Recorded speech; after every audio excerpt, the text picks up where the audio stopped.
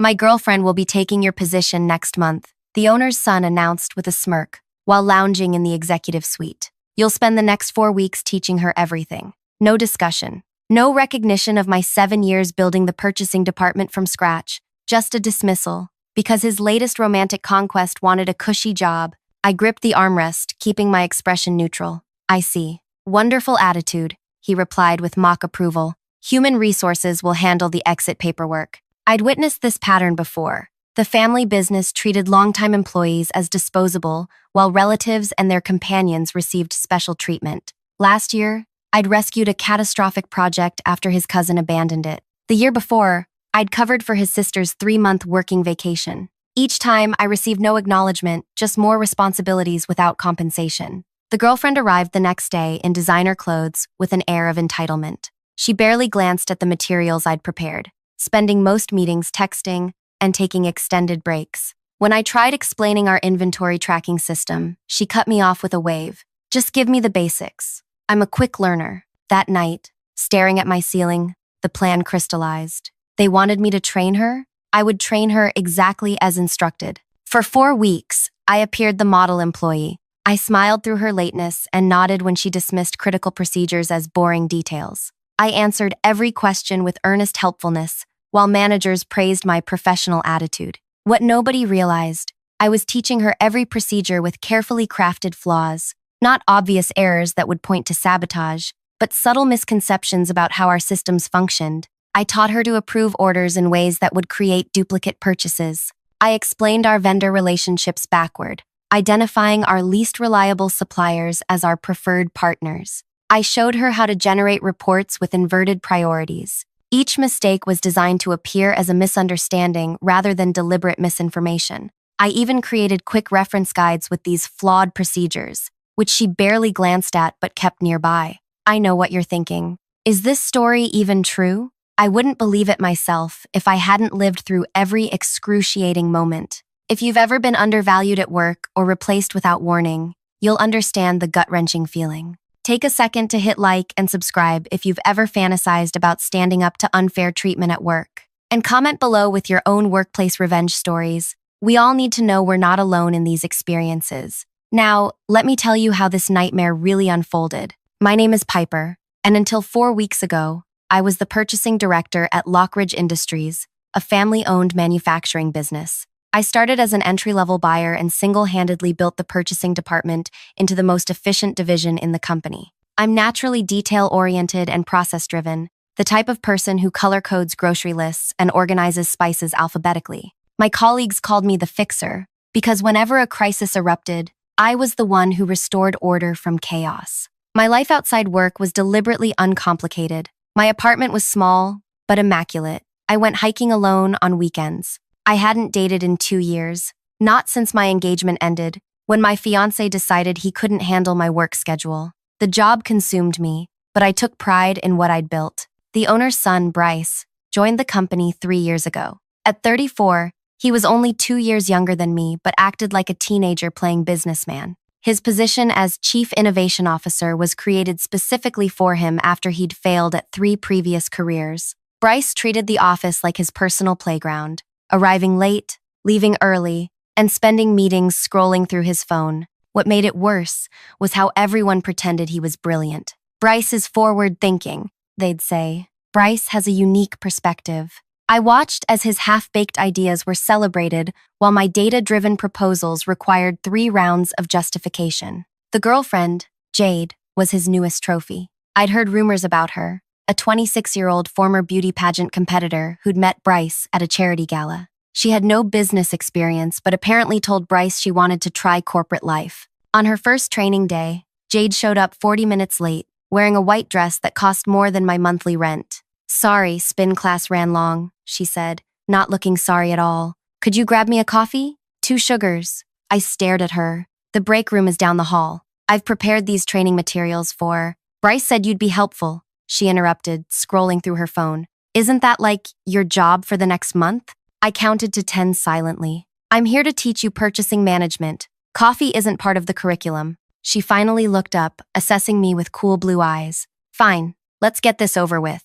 For the next hour, I explained our inventory management system, while she examined her manicure and occasionally asked questions like, "Do I really need to remember all this?" And, "Isn't there an assistant who handles the boring stuff?" That night, I drove home in tears, fury building with each mile. 7 years of dedication erased for someone who couldn't be bothered to pay attention for 60 minutes. I'd missed my sister's wedding for an emergency order. I'd canceled vacations during audit season. I'd given this company everything, and this was how they repaid me. I almost called my friend Olivia to vent, but stopped myself. What would I say? That I was training my replacement? That I was being discarded like yesterday's newspaper? The humiliation was too much. Instead, I poured a glass of wine and stared at the training manual I'd spent years perfecting. Each procedure was meticulously documented, every contingency planned for. This was my legacy, my creation, and they were handing it to someone who thought purchasing was just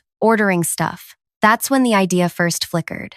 What if I didn't teach her everything correctly? What if I created just enough problems to make them realize my value? Not sabotage, exactly, just selective training. By morning, my plan had taken shape. I would be the most accommodating trainer imaginable while feeding her a steady diet of misinformation. I reorganized my training approach, identifying systems where subtle mistakes would cause the most disruption. Today, we'll cover vendor relations, I told Jade on day 3. The key is understanding which suppliers to prioritize. I showed her our vendor database, explaining that smaller numbers in the reliability rating meant higher priority, exactly opposite of the truth. "So Wagner Supply is our most important vendor?" she asked, pointing to their abysmal rating of 2.1. "Precisely. They deserve special treatment, always rush their payments, and give them deadline extensions whenever requested. Wagner was actually our least reliable supplier, constantly delivering late and causing production delays." "Got it," she said, not bothering to write anything down. "This isn't that complicated. You're a natural," I replied with my brightest smile. During week 2, I introduced her to our automated ordering system, showing her how to bypass the standard approval process, a method that would trigger duplicate orders without immediate detection. "This is my special shortcut," I explained. "It saves so much time." "Why doesn't everyone use it?" she asked, momentarily suspicious. I lowered my voice. "Office politics. Some people like to make things more complicated to justify their positions. But since you're joining as the director, you can streamline things." Her ego lapped it up. "Bryce always says most corporate processes are unnecessarily complex." "Bryce is so right," I agreed, bile rising in my throat. By week 3, I began to worry. What if Jade somehow succeeded despite my sabotage? What if she figured out the correct procedures on her own? But each day confirmed my advantage. She wasn't paying attention.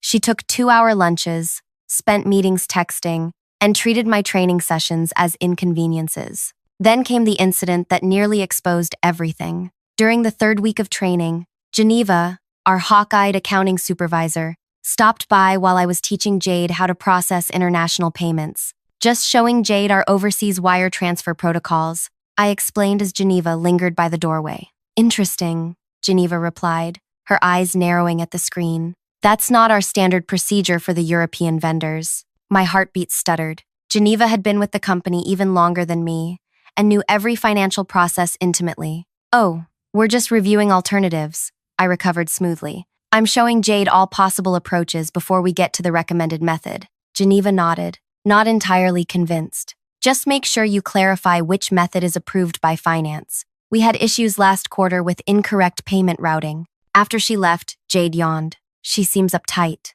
"Accounting types," I agreed, silently cursing myself for the near slip. I needed to be more careful, especially around Geneva, who missed nothing. That evening, Geneva called me at home, something she'd never done before. "Piper," she said without preamble, "what's really going on with this training?" My stomach tightened. "What do you mean? I've known you for 7 years. You're methodical to a fault. Today you were showing procedures I've never seen you use." I gripped the phone tighter, just being thorough. A long pause followed. "They're treating you unfairly. Everyone sees it. But no one's saying anything," I pointed out. Another pause. "No, they're not," she sighed. "Just be careful, Piper. Whatever you're doing." The call ended, leaving me shaken. Geneva suspected something, but she hadn't outright accused me. Was she tacitly approving or warning me she'd be watching? The next morning, Bryce summoned me to his office, a space larger than the break room, with windows overlooking the city park. "How's the training going?" he asked, not looking up from his tablet. "Jade's picking things up quickly," I lied. "Good, good." He finally met my eyes. "But I'm hearing some concerns. Geneva mentioned you might be overcomplicating the training." My pulse raced. "I'm being comprehensive. The purchasing role touches every department." "See, that's exactly what I'm talking about," Bryce said, setting down his tablet. "You make everything sound so difficult. Jade has fresh eyes. She'll streamline things." I bit my tongue. "Of course. Actually, I've been meaning to ask, what are your plans after you leave?" The question caught me off guard. "I'm exploring options." "Smart," he nodded, clearly uninterested in my actual answer. "My father wondered if we should offer some kind of, what do they call it, severance package?" I straightened in my chair. "After 7 years, a severance package would be appropriate." Right, HR will send something over." He picked up his tablet again, clearly dismissing me. Glad we had this chat. I'd never hated anyone as purely as I hated Bryce in that moment. The final week of training arrived with an unsettling development. Jade started asking intelligent questions. "These quarterly forecast numbers don't match the production schedule," she noted, pointing to a spreadsheet. "Shouldn't they align?" I kept my expression neutral. "Good catch. In practice, we adjust for seasonal variables." "But these aren't seasonal products," she countered. I hadn't expected her to scrutinize the details. She'd shown zero interest until now. "It's complicated. Let me show you a different report." I quickly redirected her attention, but a new worry took root. What if she was sharper than I'd given her credit for? What if she could untangle my web of misinformation? Later that day, I discovered why Jade's approach had suddenly changed. I overheard her in the hallway, talking to Bryce. "She's trying to make it sound impossible," Jade was saying, "like I'll never understand it all." "Classic gatekeeper behavior," Bryce replied. "Trying to protect her turf even on her way out. Dad thinks she's been inefficient for years, building unnecessary complexity to make herself indispensable." "I can definitely streamline everything," Jade assured him. "I've been taking notes on all the redundancies." Their footsteps faded, but their words echoed in my mind. They thought I had overcomplicated my job to protect myself.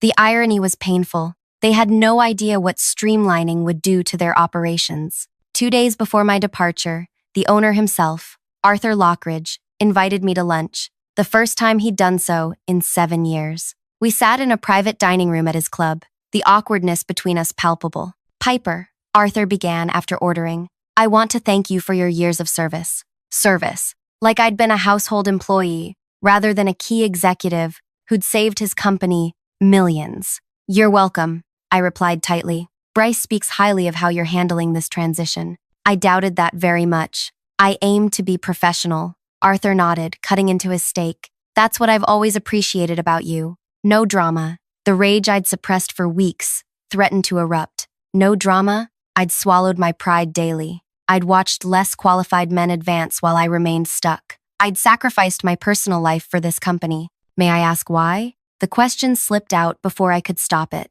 Arthur looked up, genuinely puzzled. "Why what? Why replace me? Has my performance been unsatisfactory?" He set down his cutlery, clearly uncomfortable. "Of course not. You've been adequate, more than adequate." "Then why?" Arthur shifted in his seat. "Business evolves, Piper. Fresh perspectives are valuable. Jade has connections in circles we haven't penetrated." Translation: Jade came from money and knew wealthy people. "Besides," he continued, avoiding my eyes, "Bryce feels strongly about this appointment, and I trust his judgment." I took a slow sip of water, buying time to control my response. "I see. The severance package is generous," Arthur added, clearly relieved to change the subject. 6 weeks pay plus your unused vacation time. 6 weeks after 7 years. I'd expected insult, but the reality stung nonetheless. "Thank you for lunch," I said, setting down my napkin. I should get back to finish Jade's training. My final day arrived with a pitiful goodbye gathering.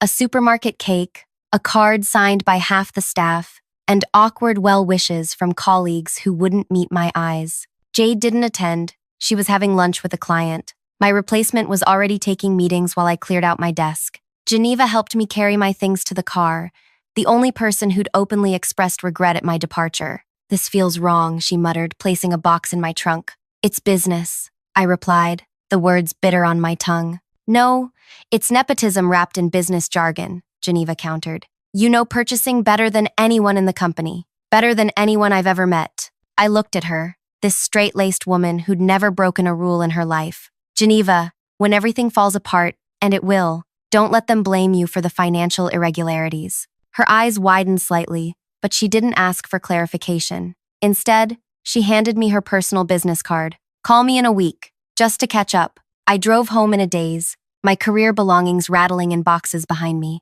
7 years reduced to 3 cardboard containers and a dying plant. No job lined up. No real plan beyond watching the chaos unfold from afar. That weekend crawled by. I cleaned my apartment obsessively, reorganized my kitchen, went for punishing runs that left me gasping for breath. Anything to avoid thinking about Monday morning, when Jade would officially take over my position. By Sunday night, doubt crept in. Had I gone too far? What if my actions caused irreparable damage to innocent colleagues? What if the company collapsed entirely? Geneva's face flashed in my mind. She didn't deserve collateral damage from my revenge. I picked up my phone a dozen times, tempted to call Arthur and warn him. But each time, I remembered Bryce's smirk, Jade's dismissive wave, Arthur's casual, adequate assessment of my 7-year contribution. My alarm rang Monday morning out of habit. I silenced it and rolled over. An unfamiliar luxury. No meetings, no emergencies, no responsibility. By 10:30, my phone chimed with a text from an unknown number. Jade cannot find the Johnson account files. Where did you keep them? I did not respond. At 11:45, another text. Systems showing duplicate orders for raw materials. Normal? I blocked the number. By 2 o'clock in the afternoon, my personal email had 3 messages from different colleagues, all with variations of urgent question in the subject line. I marked them as spam. At 4:13 p.m., my doorbell rang. I peered through the peephole to find Bryce standing in my hallway, looking decidedly less polished than usual. His expensive hair was disheveled, and his normally perfect shirt was wrinkled. "Piper, I know you're in there," he called through the door. "We need to talk." I stood silently, heart pounding. "Look, there's been some confusion at the office," he continued, his voice losing its usual arrogance. "Jade is having trouble accessing some key information." I remained silent. "Piper, please, it's important. Our Taiwan shipment is stuck in customs, and nobody can find the broker contact information." I finally opened the door, keeping my expression neutral. "Have you checked the international vendor database?" Relief flooded his face. "Yes, but the contact listed doesn't answer. You must have a backup."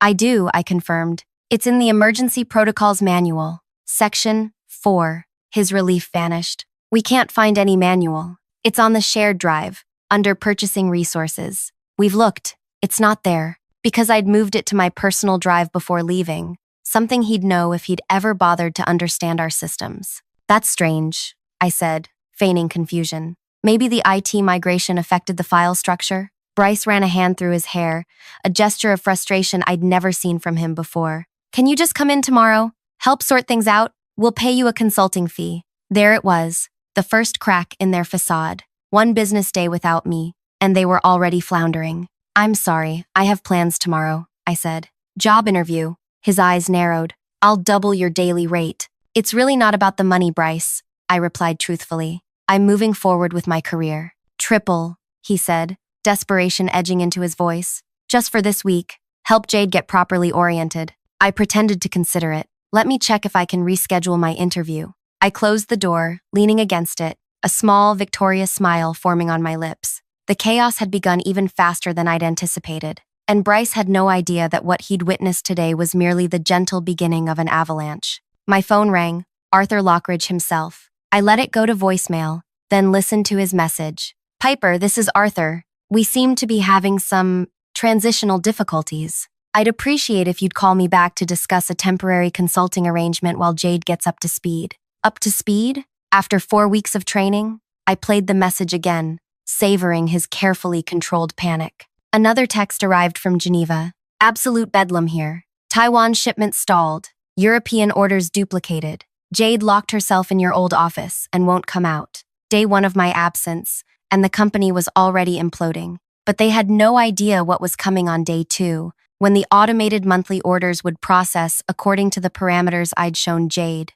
I slept better that night than I had in years. It wasn't just satisfaction, it was vindication. For once, the consequences were falling on those who deserved them, not on me. The next morning, my phone was flooded with notifications: 15 missed calls, 23 text messages, 7 voicemails. I scrolled through them while sipping my coffee, noting the escalating urgency. 8:05 a.m. Geneva. Monthly auto orders processed overnight. Something's wrong. Numbers don't match inventory needs. 8:47 a.m. Unknown number, likely accounting. Purchasing system showing $1.4 million in new orders. Please confirm if accurate. 9:12 a.m. Arthur. Piper. Call me immediately. This is an emergency. 10:08 a.m. Bryce. Whatever your consulting fee, we'll double it. Need you here now. I set my phone aside and took a shower, letting the hot water wash over me while imagining the chaos unfolding at Lockridge Industries. By my calculations, the automated system had just placed orders for approximately 3 times the necessary inventory across multiple categories. Rush delivery fees alone would cost thousands. After dressing, I checked my email to find a formal letter from Arthur offering a 4-week consulting contract at an hourly rate that made my eyes widen. They were desperate. I waited until noon before responding. I'll consider your offer. Available for a meeting tomorrow to discuss terms. Arthur replied within minutes. Tomorrow is too late. Can you come in today? I have prior commitments today, I wrote back. A lie. I was planning to go hiking, my first real day off in months. While pulling on my hiking boots, my doorbell rang again. This time, it was Geneva, looking harried and out of place in my apartment hallway. I know you're behind this, she said without preamble when I opened the door. I raised an eyebrow. Behind what? Don't insult my intelligence, Piper. I've spent 20 years in accounting. I recognize deliberate system errors when I see them. I stepped aside to let her in, maintaining a careful, neutral expression. Would you like some coffee? Geneva ignored my offer, pacing my small living room. The monthly orders are a disaster. We've purchased enough raw materials to last until next summer. Vendors are calling to confirm because the quantities are so unusual. Sounds like Jade needs more training, I observed mildly. Geneva stopped pacing to stare at me. This isn't just about Jade anymore. Arthur is talking about bringing in outside consultants to audit the entire purchasing system. That gave me pause. I hadn't anticipated outside involvement so quickly. The Taiwan shipment is still stuck in customs, Geneva continued. Production is halting on the Marshall line because we can't get components. And now I discover that Jade authorized premium pricing for Wagner Supply, who we both know has been on probation for quality issues for months. I sipped my coffee. Why are you telling me this? Geneva sat down, suddenly looking exhausted. Because I need to understand what we're dealing with. How bad is it going to get? Are there more time bombs I should know about? The genuine worry in her eyes made me hesitate. Geneva wasn't my enemy. She was collateral damage in my revenge against the Lockridge family. It depends on how closely Jade followed my instructions, I said carefully. Geneva's eyes narrowed. So, you did train her incorrectly, deliberately. I set down my cup. I trained her exactly as instructed. I was told to teach her everything about my position. I did precisely that. But with strategic errors built in, Geneva pressed. I shrugged. I may have had different methods for certain procedures. Geneva shook her head, but there was a hint of admiration in her expression. They never should have let you go. No, I agreed. They shouldn't have. She stood up, straightening her always impeccable blazer. The owner's son is talking about calling you back with director-level authority to fix things. Just temporarily, he claims. This was happening faster than I'd expected. I'd planned for at least a week of escalating problems before they reached crisis level. And what does Jade think about that plan? I asked. Jade quit this morning. Had a meltdown in front of everyone when the Taiwan broker called her incompetent. She threw her access badge at Bryce and stormed out. I couldn't suppress my smile. That's unfortunate, Piper, Geneva said, her tone serious. I don't blame you for being angry. What they did was unfair. But innocent people are being affected now. The production team doesn't deserve to suffer because the owner's son is a entitled jerk. Her words stung because they contained truth. My revenge was hurting more than just the Lockridges. What are you suggesting? I asked. Come back, on your terms. But come back before irreparable damage is done. I considered her proposal. I'll think about it. After Geneva left, I canceled my hiking plans and spread my notes across my dining table. I'd mapped out exactly what problems would emerge and when, a cascade of issues that would reveal themselves over weeks, not days. If they were already at the breaking point after just 2 days, The coming disasters would be catastrophic. My phone rang again. Arthur Lockridge himself. Piper, he began, his voice strained. I'm prepared to offer you a 6-month contract at executive compensation to resolve our current situation, the situation being, I asked innocently. He paused. There seemed to be some inconsistencies in our purchasing processes since your departure. Inconsistencies, I repeated. Interesting choice of words. Whatever you want to call it, he snapped, his composure slipping. We have orders that don't align with production needs, vendor relationships in disarray, and a shipment stuck in customs that's costing us $12,000 per day in penalties. I let the silence stretch, enjoying his discomfort. What would this executive position entail? I finally asked. Director of Operations and Procurement, reporting directly to me, complete authority to implement whatever systems you deem necessary.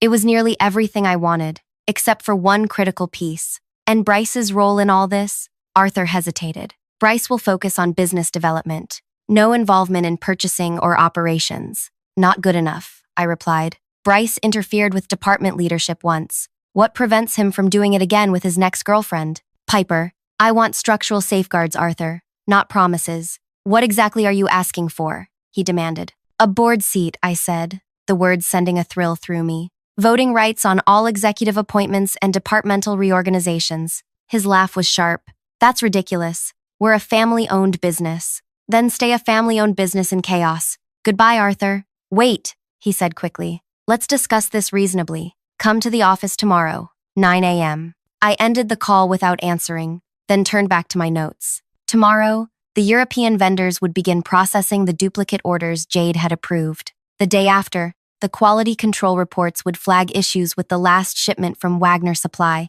issues that should have triggered a vendor review but were ignored based on my training. By the end of the week, 3 major clients would receive incorrect delivery schedules due to the forecast errors I'd carefully woven into Jade's instructions. My phone chimed with a text from Bryce. Please, we need you. 3 words I'd never expected to see from him. I screenshot it for posterity. At 7 p.m., my doorbell rang again. I opened it to find Arthur himself standing there, looking utterly depleted. His normally immaculate suit was rumpled, his tie loosened.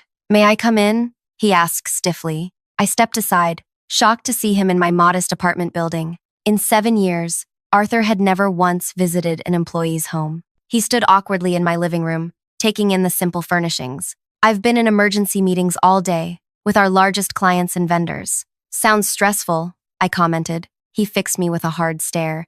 Did you deliberately sabotage our company? I taught Jade exactly what you asked me to teach her, I replied evenly. If there are issues with her performance, perhaps your son should have considered qualifications beyond girlfriend when filling a critical role. Arthur's jaw tightened. I'm beginning to see that we made an error in judgment. Beginning to? He sighed heavily. What will it take to bring you back, Piper? Name your terms. For a moment, I was tempted to list impossible demands, to refuse him completely, and watch the company unravel from afar. But Geneva's words echoed in my mind. Innocent people were being affected. Triple my previous salary, I began. Director position overseeing purchasing and operations. A binding 5-year contract with a 2-year severance guarantee if terminated early. Arthur nodded, unsurprised. And a board seat with voting rights on all personnel decisions. He looked pained. The board seat is problematic. We've never had a non-family member. Then you've never had proper governance. I cut in, which is exactly why you're in this situation. Arthur stared out my window considering. I could offer a position on the executive committee, full voting rights on operational matters, advisory capacity on strategic decisions. Not enough leverage, I countered. I need protection from arbitrary decisions, like being replaced by someone's girlfriend. His flinch told me the barb had landed. What if we create a new position, Chief Operating Officer, with contractual protections regarding termination and role changes? Any alteration to your position would require unanimous board approval. It wasn't everything I wanted, but it was substantial. And Bryce?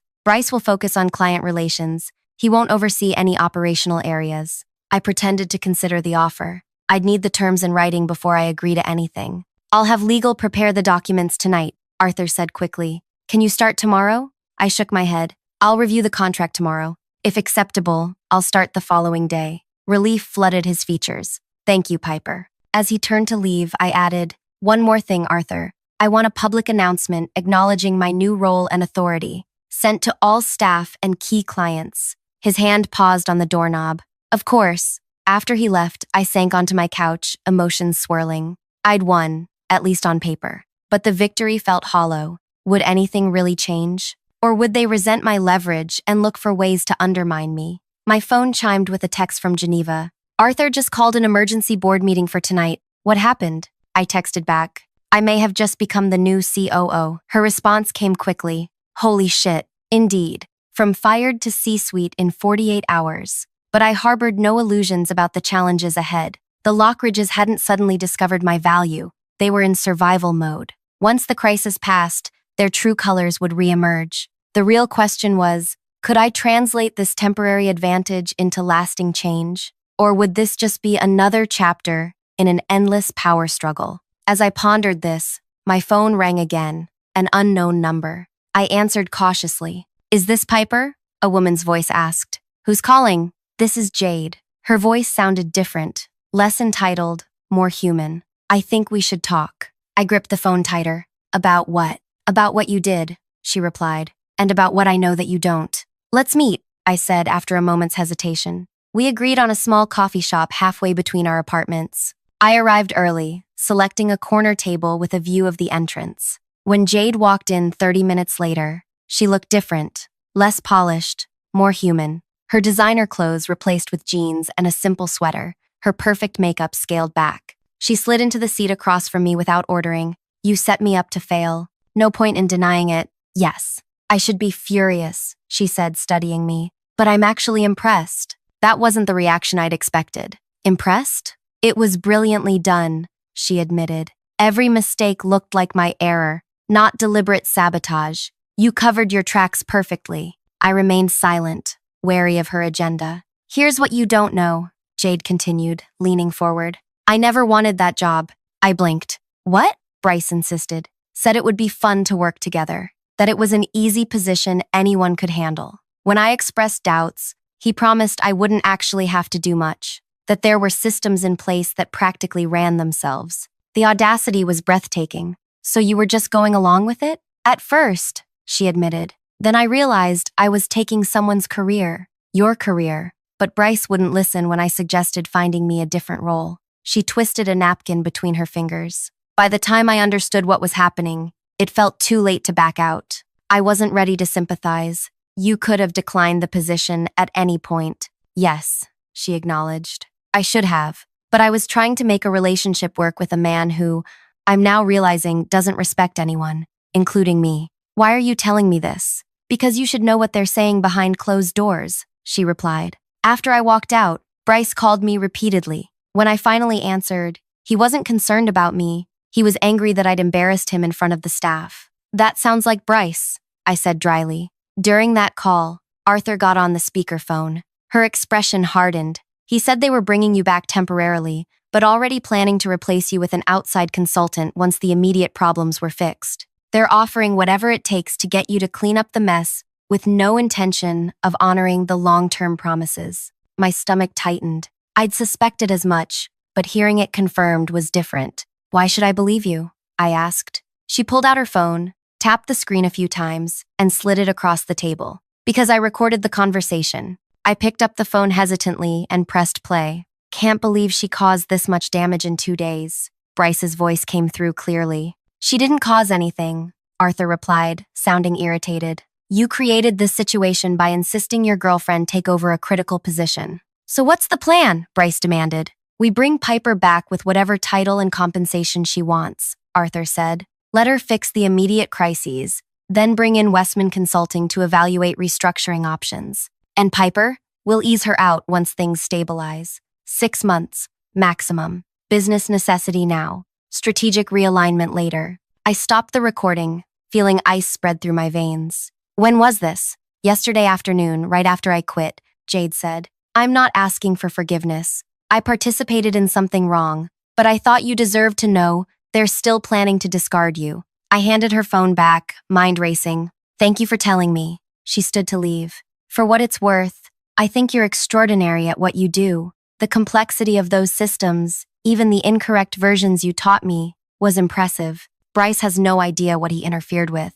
After Jade left, I sat alone, recalibrating my strategy. Arthur's contract offer suddenly looked different, a temporary solution to their crisis. Not the victory I'd imagined. I needed more than promises. I needed leverage they couldn't overcome. I called Geneva. "I need your help." "What's happening?" she asked. "Arthur's offering me a contract, but I have reason to believe they'll try to push me out once the crisis is managed. I need data, anything that shows my direct impact on the company's profitability over the past 7 years." "I've already pulled those numbers," Geneva replied. "After you left, I wanted to quantify exactly what we'd lost. The efficiency metrics alone are staggering. Purchasing costs dropped 18% under your management, while fulfillment speeds increased by 22%. Perfect. Send me everything you've got. And Geneva, is there any chance you could pull together a small group of department heads who would be willing to speak candidly about the company's operations? How small and how candid? Enough to be meaningful,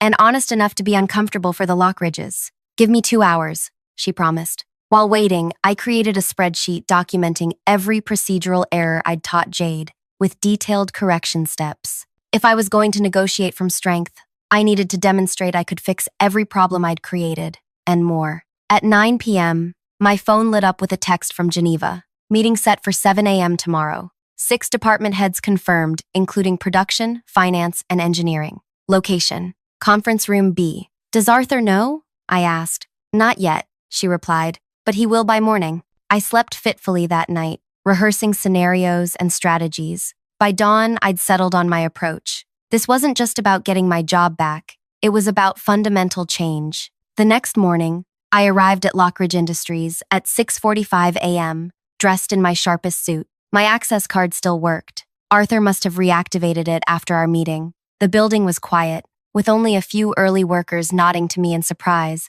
as I walked confidently to Conference Room B. Geneva was already there, along with 5 other department heads, all long-term employees who'd weathered the Lockridge family's management style for years. They looked nervous, but determined. "Thank you for coming," I said, setting my laptop on the table. "I understand this is an unusual situation." Marcus from production spoke first. "Geneva says you have a plan to fix the current crisis. We're all ears, because right now we're at a standstill on 3 major projects." "I do have solutions," I confirmed. "But first, I need to understand something. Why has everyone tolerated the Lockridge's management decisions for so long?" Uncomfortable glances circled the table. "Job security," offered Helen from engineering. "The market for specialized positions in this region is limited." "Fear," added Ramon from finance. "Arthur doesn't handle criticism well." "Inertia," said Geneva quietly. "We've all adapted to the dysfunction." I nodded, understanding completely. What if there was an alternative?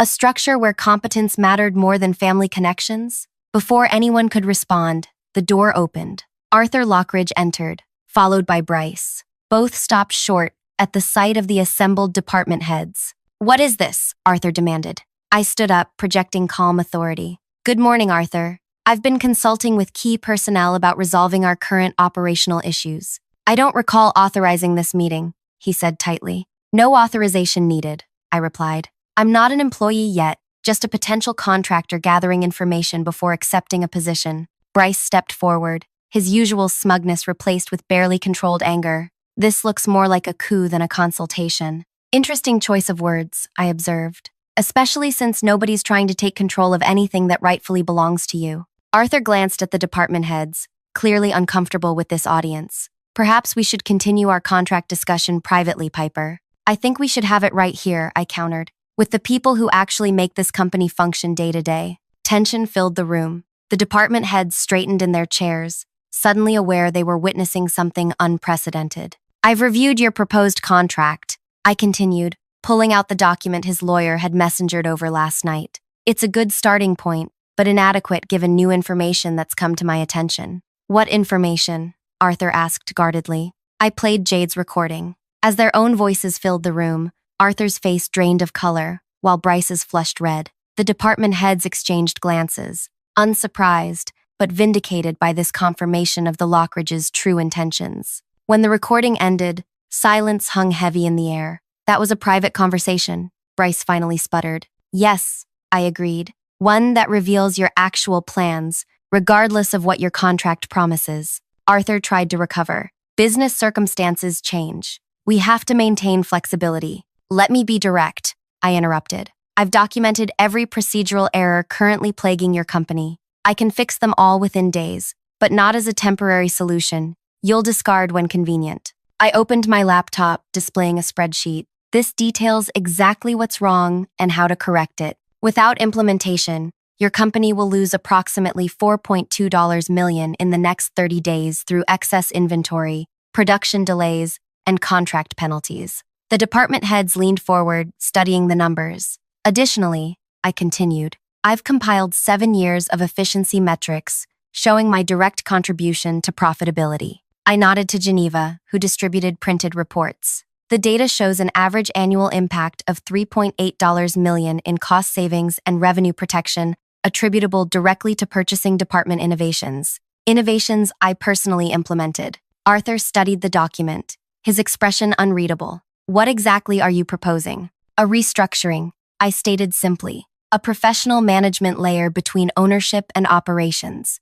A proper board with independent directors, and transparent performance metrics for all leadership positions, including family members. Bryce scoffed. You can't seriously expect us to surrender control of our own company. Not surrender, I corrected. Evolve. Become a professionally managed organization rather than a family fiefdom. Your competitors already have. This is extortion, Bryce accused. This is negotiation, I countered. You need me more than I need you. I have multiple options. You currently have none. Arthur raised his hand to silence his son. What specifically would this restructuring entail? A professional board with 3 independent directors and 2 family representatives. A CEO selected on merit, not bloodline. Department heads evaluated on performance, not loyalty. And a proper succession plan based on competence. And your role in this new structure? Arthur asked. Chief Operating Officer, as we discussed. Reporting to the CEO, whoever that might be after a proper search.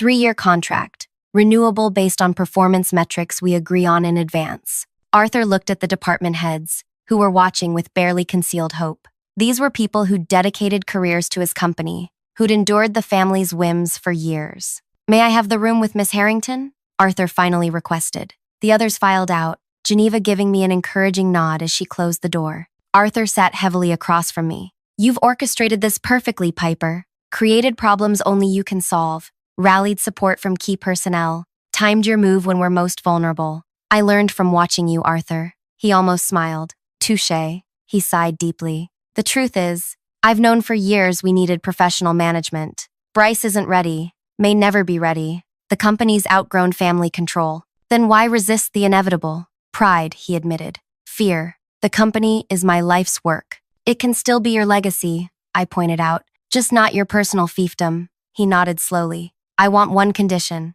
I remain as chairman during the transition. 2 years minimum. Acceptable, provided the CEO has operational autonomy. He extended his hand. I believe we have an agreement in principle. As we shook hands, I felt not just the triumph of revenge satisfied, but the deeper satisfaction of genuine change initiated. This wasn't just about getting even, it was about fixing a broken system. That afternoon, Arthur announced the restructuring to stunned employees. Bryce stormed out midway through the presentation, but other family members stayed, perhaps sensing this was necessary for the company's survival. Within a week, I had corrected the major procedural errors and stabilized operations. Within a month, we'd formed a search committee for the CEO position and independent directors. Geneva was promoted to CFO, a role she'd deserved for years. The most surprising development came 6 months later, when Jade applied for our marketing director position. Her resume was impressive. I hadn't known about her master's degree in communications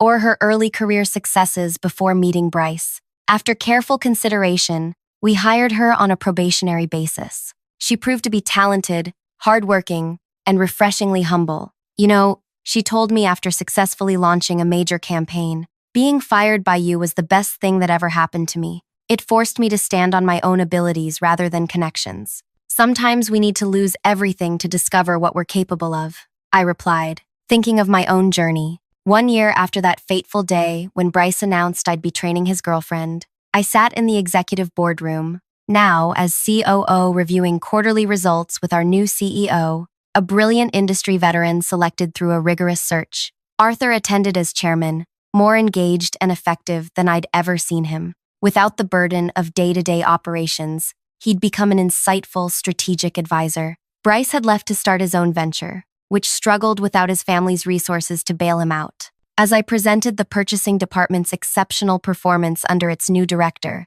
hand-selected and properly trained by me, I caught Geneva's knowing smile across the table. We'd transformed a dysfunctional family business into a professional organization where merit mattered more than bloodlines. The revenge I'd planned had evolved into something far more satisfying, genuine, lasting change. If you've ever been undervalued, overlooked, or replaced unfairly, remember this: your greatest weapon isn't just your knowledge, it's your patience and strategic thinking. Sometimes the best revenge isn't just getting even, it's creating a new system where the injustices you faced become impossible. I'd love to hear your stories of workplace transformation or professional redemption in the comments. Have you ever turned a setback into an opportunity or created positive change from a negative situation? Share below, like if this resonated with you, and subscribe for more stories of resilience and strategic triumph in the workplace.